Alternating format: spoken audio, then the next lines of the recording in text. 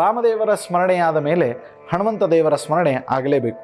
ಹನುಮಂತ ದೇವರ ಸ್ಮರಣೆ ಅಂಥೇಳಿ ಬಂದಾಗ ನಾವು ಹನುಮಂತ ದೇವರನ್ನು ಹೇಗೆ ನೆನೆಸ್ಕೊಳ್ತೇವೆ ಅಂತ ಪ್ರಶ್ನೆ ಮಾಡಿಕೊಂಡ್ರೆ, ಹನುಮಂತ ದೇವರನ್ನು ನಾವು ನೆನೆಸ್ಕೊಳ್ಳುವಂತಹ ವಿಧ ಎಷ್ಟು ಅದ್ಭುತವಾಗಿದೆ ಅಂತಂದರೆ ಅಮೋಘ. ಅದಕ್ಕೆ ಬುದ್ಧಿರ್, ಬಲ, ಯಶಸ್ಸು, ಧೈರ್ಯ, ಎಲ್ಲ ರೀತಿಯಾದಂತಹ ನಿರ್ಭಯತ್ವ ಇದೆಲ್ಲವನ್ನು ಕರುಣಿಸುವಂಥವನು ಆ ಹನುಮಂತ ದೇವರು. ಸೊ ಆ ಹನುಮಂತ ದೇವರನ್ನು ವಿಶೇಷವಾಗಿ ಬಹಳ ರೂಪಗಳಿಂದ ನಾವು ಸ್ಮರಣೆ ಮಾಡ್ತೇವೆ.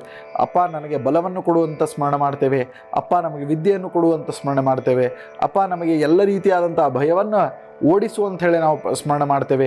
ಇಂಥ ವಿಷಯಕ್ಕೆ ಹನುಮಂತ ದೇವರ ಸ್ಮರಣೆ ಮಾಡೋಂಗಿಲ್ಲ ಅಂತಿಲ್ಲ, ಎಲ್ಲ ವಿಷಯಗಳಿಗೆ ನಾವು ಹನುಮಂತ ದೇವರ ಸ್ಮರಣೆಯನ್ನು ಮಾಡೇ ಮಾಡ್ತೇವೆ.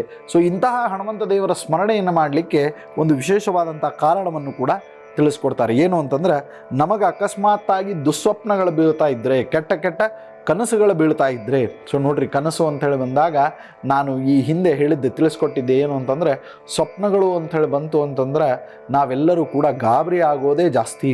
ಸ್ವಪ್ನಗಳು ಅಂತ ಬಂದಾಗ ಗಾಬರಿ ಆಗೋದೇ ಜಾಸ್ತಿ. ಸೊ ಇಂಥ ಗಾಬರಿ ಬೀಳಿಸುವಂತಹ ಸ್ವಪ್ನಗಳಿದ್ದು ಅಂತಂದ್ರೆ, ಇನ್ನು ಸಣ್ಣ ಸಣ್ಣ ಹುಡುಗರು ಬೆಚ್ಚಿ ಬೀಳ್ತಾವೆ. ಹೌದಾ? ನಿಮ್ಮ ಮನೆಯಲ್ಲಿ ಸಣ್ಣ ಸಣ್ಣ ಕೂಸುಗಳು ಇರ್ತಾವೆ, ಆ ಕೂಸುಗಳು ಬೆಚ್ಚಿ ಬೀಳ್ತಿರ್ತಾವೆ.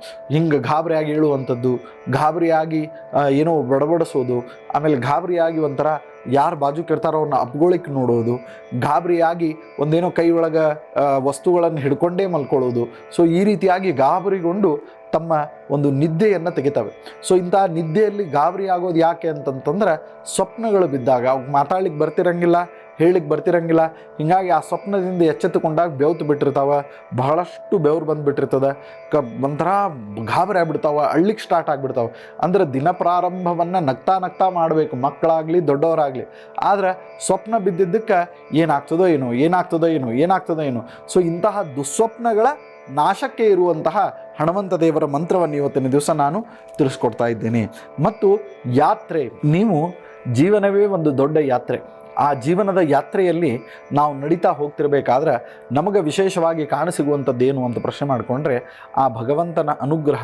ಸೊ ಆ ಭಗವಂತನ ಅನುಗ್ರಹದಿಂದ ಸಮೇತವಾಗಿ ಯಾರು ಯಾತ್ರೆಯನ್ನು ಮಾಡ್ತಾರೆ ಅವರಿಗೆ ವಿಶೇಷವಾದಂತಹ ಜಯ ಅಂತನ್ನೋದು ಸಿದ್ಧಿ ಆಗ್ತದೆ. ಸೊ ಇಂತಹ ಅದ್ಭುತವಾಗಿರ್ತಕ್ಕಂತಹ ಒಂದು ಮಂತ್ರ ಯಾಕೆ ಅಂತಂದರೆ, ಜೀವನದ ಯಾತ್ರೆಯನ್ನು ನಾವು ಕೈಗೊಂಡಿದ್ದೇವೆ, ಈ ಜೀವನದ ಯಾತ್ರೆ ಸುಸ್ಥಿರವಾಗಿ ನಡೀಲಿ ಅಂತನ್ನುವಂತಹ ಪ್ರಾರ್ಥನೆಯೊಂದಿಗೆ ನಡೆಯುವಂತಹ ವಿಶೇಷವಾದಂತಹ ಯಾತ್ರೆ.